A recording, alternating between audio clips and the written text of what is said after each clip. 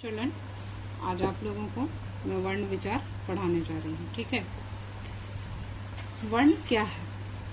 वह सबसे छोटी ध्वनि जिसके और खंड नहीं हो सकते क्या कहलाती है? वर्ण कहलाती है। ठीक है, अब कैसे वो आगे हम लोग समझेंगे। वर्णों के क्रमबद्ध एवं व्यवस्थित समूह को क्या कहते हैं? वर्णमाला कहते हैं। ठीक है, मानक हिंदी जिसको माना गया है, ठीक है, केंद्रीय हिंदी निदेशालय तथा जो भारत सरकार द्वारा जिसको मान्यता प्राप्त है, राष्ट्रीय शैक्षिक अनुसंधान और प्रशिक्षण परिषद द्वारा मानक हिंदी वर्णमाला का निर्धारण इस प्रकार किया गया। जैसे अ आ ई ई क ख ग च छ ज, तो इसको हम लोग क्या कहते हैं? क्रमबद्ध कहते हैं। ठीक है, जैसे इंग्लिश में अल्फाबेट होता है तो आप उसको कैसे बोलते हो? ABCD ऐसे बोलते हो ना। ये क्या है? क्रमबद्ध है, अरेंज्ड है। ठीक है ना। यदि हम बोले AFE तो क्या वो अरेंज्ड होगा? नहीं होगा, वो गलत होगा।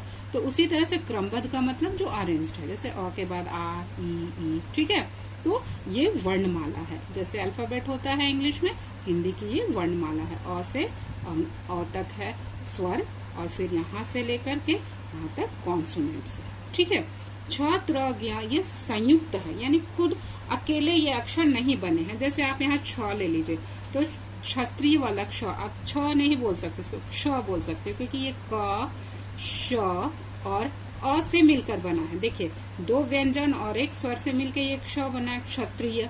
ठीक है, छाता वाला छ दूसरा है, ये क्षत्रिय वाला छ है। त्रिशूल त और र से मिलकर बना है। ग आधा ग और य से मिलकर ज्ञ बना है।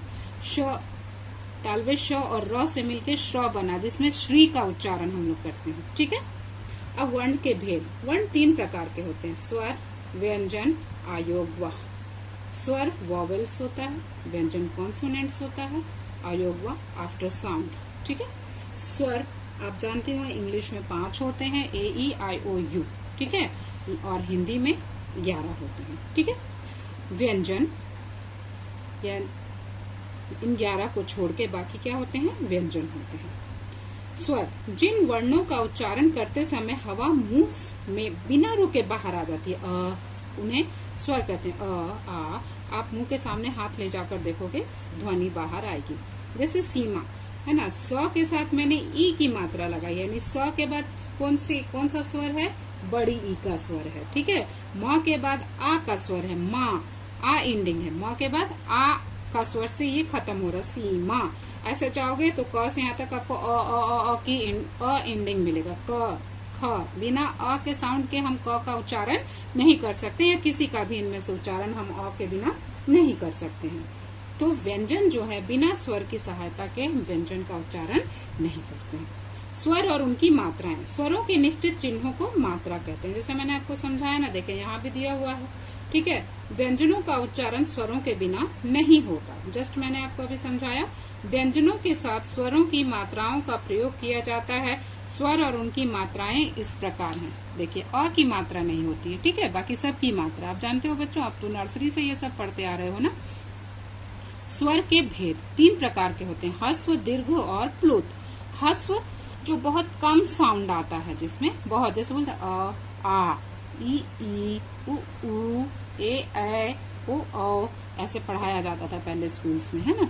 तो अ ई उ री, इससे बहुत कम साउंड निकलता है, इसलिए इसको ह्रस्व बोलते हैं। ह्रस्व मीन्स आप बोलते हो ना, छोटी ई की मात्रा, छोटा ऊ की मात्रा, तो वो ह्रस्व है। ठीक है, दीर्घ में ह्रस्व से डबल टाइम लगता है उसको प्रोनाउंस करने में। जैसे जिन स्वरों का उच्चारण करते समय ह्रस्व स्वरों से लगभग 2 गुना यानी डबल टाइम लगे, उसको हम क्या कहते हैं? दीर्घ। दीर्घ मीन्स बड़ी ई, बड़ा ऊ। ठीक है, प्लुत जिससे साउंड बहुत लंबा जाए, यानी दीर्घ से भी 3 गुना जाए। 3 गुना मीन्स जैसे गाने में प्रयोग करते हैं, मंत्र का उच्चारण में हम करते हैं, किसी को बुलाना हो तो करते हैं। ठीक है, जैसे ओम जा रहा है ना, तो 3 गुना इस तरह का साउंड जो लंबा जाता है उसको हम लोग क्या कहते हैं? प्लुत कहते हैं। ठीक है, व्यंजन जिन वर्णों का उच्चारण करते समय हवा कंठ से निकलकर मुंह में रुककर आ जाती है, उसको क्या कहते हैं? व्यंजन। व्यंजन यानी कंठ से, गले से हवा निकलकर मुंह में रुककर फिर बाहर आती है। आप बोल कर देखें, क ख ग घ, देखिए रुक के हवा बाहर निकलती है। ठीक है, ये प्रैक्टिकल है, आप बोलोगे तब आपको पता चलेगा। स्पर्श व्यंजन, अंतस्थ व्यंजन और ऊष्म व्यंजन। स्पर्श व्यंजन म्यूट्स, अंतस्थ व्यंजन सेमी वोवेल्स, ऊष्म व्यंजन सिबिलेंट्स। स्पर्श व्यंजन, जिन व्यंजनों का उच्चारण क्या करना है, स्पर्श यानी कि छूने के साथ होता है। किसको छूने के साथ होता है? हवा, कंठ, तालु, मूर्धा, दांत या ओठों का स्पर्श करके मुंह से बाहर निकलते हैं। आप बोल के देखिए, क ख ग घ। जीभ आपके पीछे वाले, एकदम लास्ट वाला जीभ आपके कंठ से सट रहा है ना। बहुत सारे अक्षर तालु, तालु मीन्स आपके जीभ के जस्ट ऊपर जो है वो तालु है। मूर्धा, जब जीभ मुड़कर तालु से मिलती है। दांत और ओठ, ऐसे बहुत सारे अक्षर हैं जो इन सब से स्पर्श होके निकलते हैं, जैसे क ख ग घ च छ। आप देखिए च में जीभ कहाँ सट रहा है। आप देख उच्चारण करके देखिए कि च के साथ आपकी जीभ कहाँ सट रही है। बाद में मैं आपको ये बताऊंगी कि कौन सा उच्चारण कहाँ से हो रहा है। ठीक है, त ठ ड, जीभ आपकी मुड़ती है। ट ठ, देखिए जीभ आपकी मुड़ रही है, मूर्धा है। त थ, त दांत से स्पर्श करिए। प से ओठ, बिना दोनों ओठ के सटे प फ व भ का उच्चारण आप नहीं कर सकते हो। अंतस्थ व्यंजन, जिन व्यंजनों का उच्चारण स्वरों और व्यंजनों के मध्य होता है। मध्य मीन्स मिडिल में होता है, कॉन्सोनेंट्स और वॉवेल के, उन्हें अंतस्थ कहते हैं। जैसे य, र, ल, व। ऊष्म, जिसमें हवा गर्म होकर टकरा कर बाहर निकलती है, मुंह में टकरा कर गर्मी पैदा करती है और तब वो बाहर निकलती है।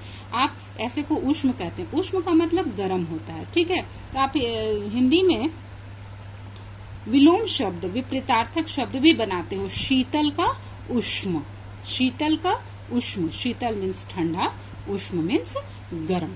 ठीक है, तो कौन कौन से ऐसे शब्द हैं जो गर्मी पैदा करते हैं मुंह के अंदर और उसके बाद बाहर निकलते हैं? तालवे श, शलगम, आप बोलते हो ना, शलगम। श्वान, शमशान। मूर्धन श, षटकोण। इस स का उच्चारण अब काफी कम होने लगा है। दंत स, सूरज। सांप, ह, हवा। ठीक है, तो ये ऊष्म व्यंजन है। आयोगवाह, हिंदी वर्णमाला में अनुस्वार और विसर्ग को अ के साथ जोड़कर क्रमशः अंग और अह लिखा जाता है। आपने बचपन से ही पढ़ा ना, अंग से अंगूर, अह से कुछ नहीं। ठीक है, तो आयोगवाह इसलिए किया जाता है कि बिना अ के सहायता के इसको हम नहीं लिख सकते हैं। ठीक है ना बच्चों, तो जैसे मंदिर, मैंने यहाँ लिख कर बताया मंदिर, तो न को काट दिया है इसलिए मैंने, क्योंकि ये गलत है। मैंने सिर्फ इसलिए बताया है ताकि आप समझ सको कि इस न का स्थान कहाँ है। तो मंदिर है तो न अपने से पहले वाले अक्षर पे लगती है। ठीक है, यानी अनुसार अपने से पहले वाले अक्षर पे लगता है और रेफ का करम अपने बाद वाले पे। ठीक है, यहाँ मैंने दिखा दिया है, आप गलती मत कीजिएगा आगे। व्यंजनों के उच्चारण में भी स्वरों की सहायता ली जाती है, किंतु इन दोनों में अंतर है कि व्यंजनों के उच्चारण के बाद स्वर आता है, जैसे क, ख, ग, यानी इसके बाद इंडिंग है, स्वर इंडिंग है, अ, है ना। लेकिन आयोग वह पहले आते हैं। आपने देखा ना मंदिर, तो न बाद में है लेकिन आ रहा है म के जस्ट ऊपर, यानी कि पहले। आयोग वह न तो स्वर है और ना ही व्यंजन है। जैसे आप यहाँ देख रहे हो ना, मंदिर, म न तब अ आया है। ठीक है, एक बार और क्लियरली समझा देते हैं कि किस तरह से। आप देखिए ये कब आता है आयोग वह, स्वर से पहले आता है ना, म न दिर, है ना। लेकिन न कहाँ आ जाता है, स्वर से पहले आ जाता है, मन दिर, है ना, म के साथ अ। ठीक है, आयोग वाह ना तो स्वर है और ना व्यंजन है। ठीक है, स्वर और व्यंजन के मध्य की स्थिति होने के कारण इन्हें देवनागरी लिपि में स्वरों के बाद और व्यंजनों से पहले, पूर्व मीन्स पहले लिखा जाता है। आयोग वाह के दो भेद हैं, अनुस्वार और विसर्ग। अनुस्वार मैंने आपको बता दिया था ना, जैसे हंस, ह न स, तो न पहले आ गया तब न आया। अब इसका उच्चारण बच्चों आप लोग नाक दबा के करना चाहो भी तो नहीं कर सकते हो, क्योंकि ये नाक और मुंह दोनों से इसका उच्चारण हो रहा है। नाक से इसका उच्चारण हो रहा है, हंस, अंश, कंस, नाक से इसका उच्चारण हो रहा है। ठीक है ना, तो अगर आप नाक को एक बार बंद करके एक या दो शब्द बोलने की कोशिश करो, आप नहीं बोल पाओगे।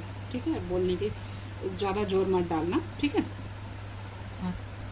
अनुस्वार का उच्चारण नाक से किया जाता है, ठीक है, नाक से होता है, बिना नाक के सहायता के आप इसका उच्चारण नहीं कर पाओगे। विसर्ग का चिन्ह है ये, और इससे ह का उच्चारण होता है। अधिकतर ये संस्कृत में प्रयोग किया जाता है। रामः, लिखतः, पठतः, चलतः, श्यामः। पुल्लिंग शब्द में इसका प्रयोग होता है, जैसे प्रातः, नमः, अंतःकरण आदि।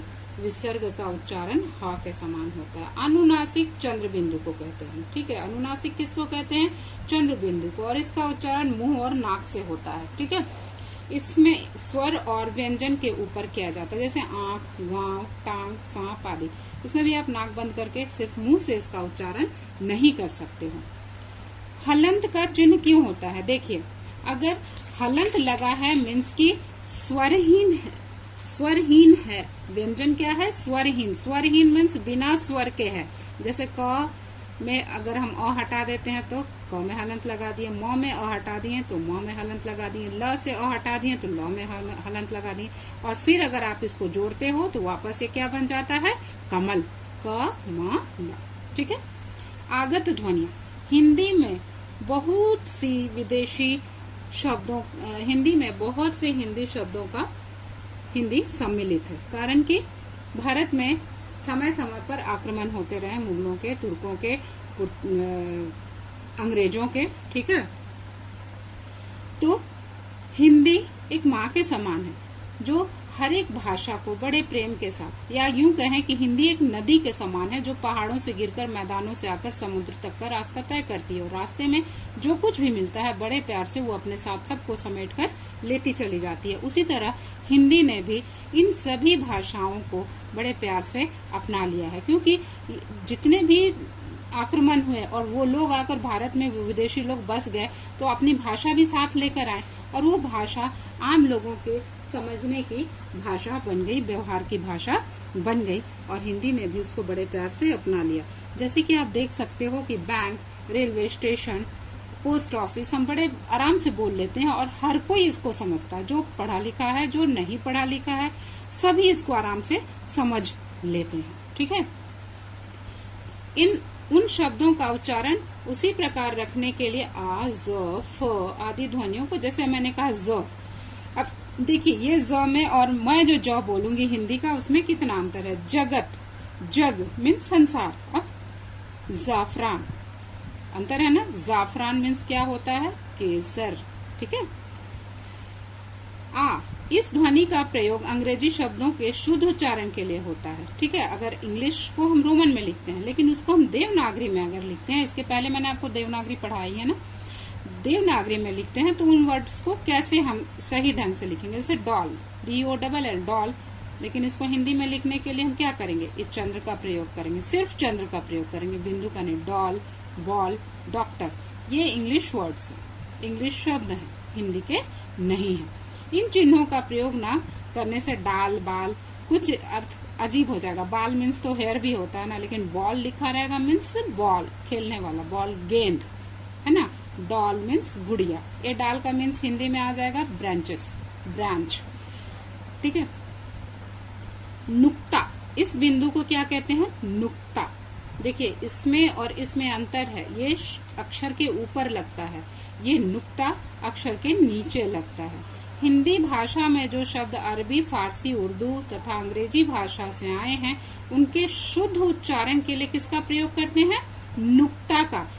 ध्यान दीजिए, अक्षर के नीचे जो लगता है वो नुक्ता है, अक्षर के ऊपर जो लगता है वो अनुस्वार है, का प्रयोग किया जाता है। जैसे अंग्रेजी में ज, फ ध्वनि ज और फ से अलग है।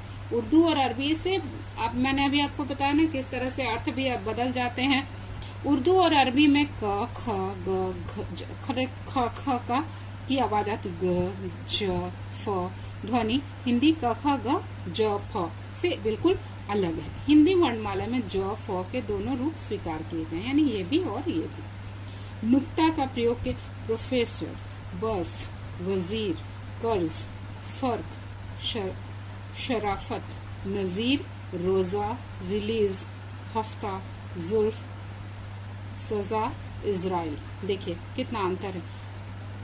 खुदा, खुदा, राज, राज देखिए मैं बोल रही हूँ राज, राज मीन्स शासन, राज रहस्य मिस्ट्री। गज हाथी, गज एक नाव, है ना, उच्चारण में अंतर है, गज गज, राज राज, खुदा खुदा। ठीक है,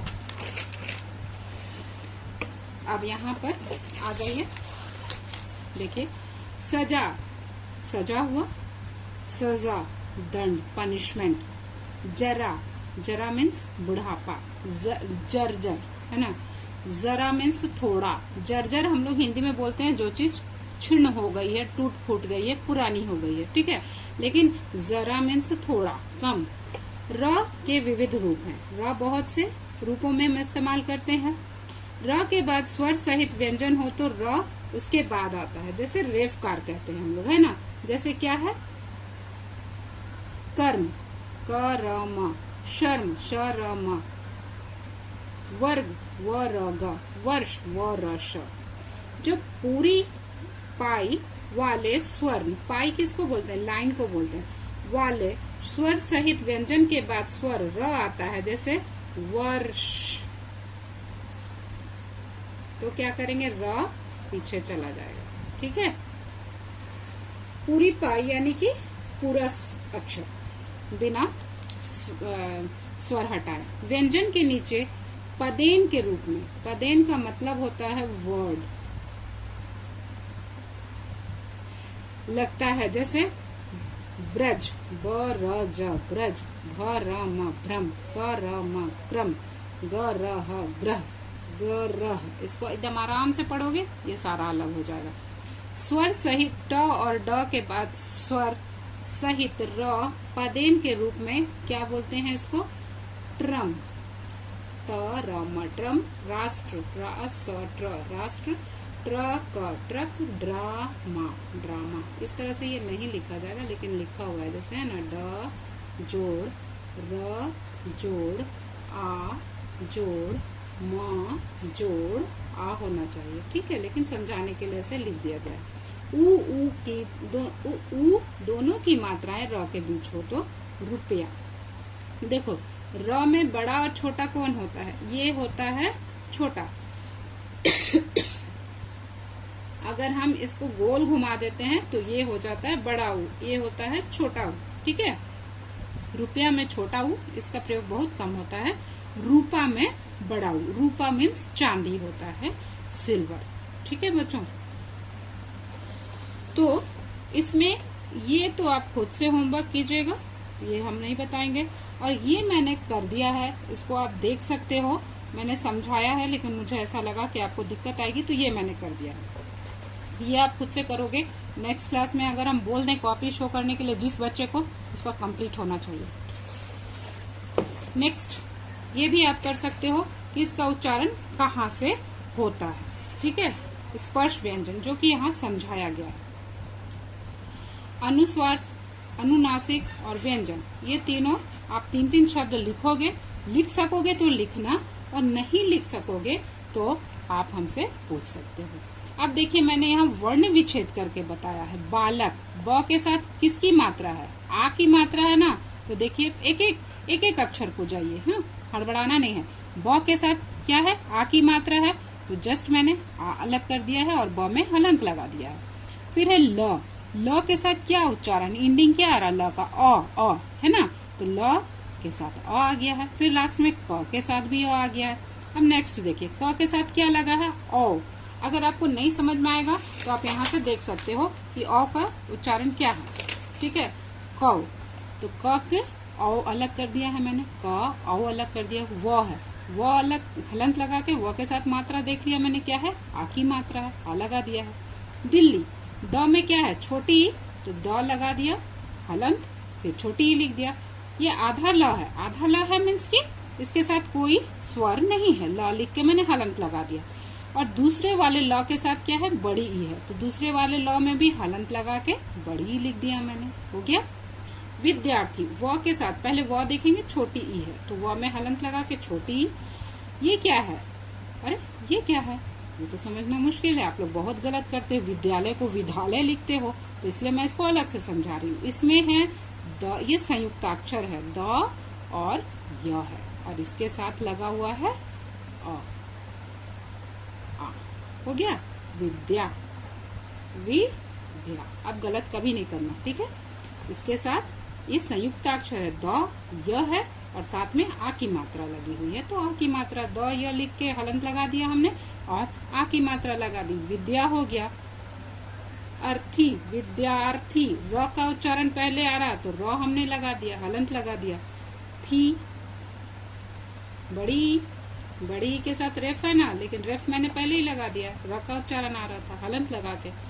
क्रम, क र आ रहा है, क में हलंत, र में हलंत, अ तो आ रही है, क, क्र आ रहा, अ, ठीक है। म में हलंत, अ। पू, प के साथ ऊ है, पू हो गया। र, अब ये रेफ कर आ गया, र। व, रेफ कर के साथ तो कोई स्वर नहीं है ना, इसलिए र आ गया। व के साथ तो अ है, व। क के साथ भी अ है, क, पूर्वक। क्लियर बच्चों? तो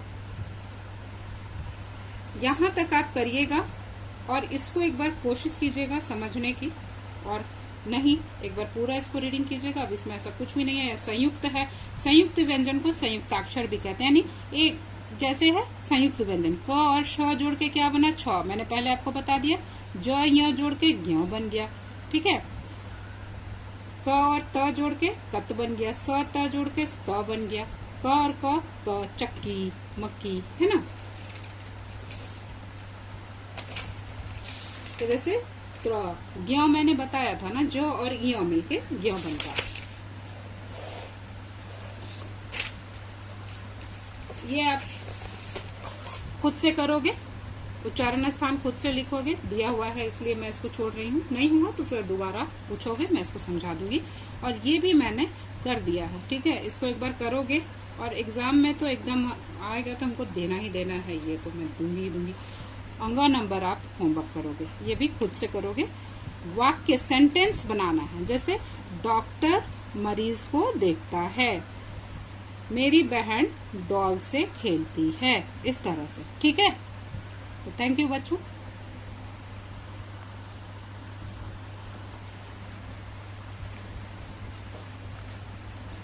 आप इसको अच्छे से एक बार रीडिंग करके और होमवर्क करने की कोशिश करना, ठीक है।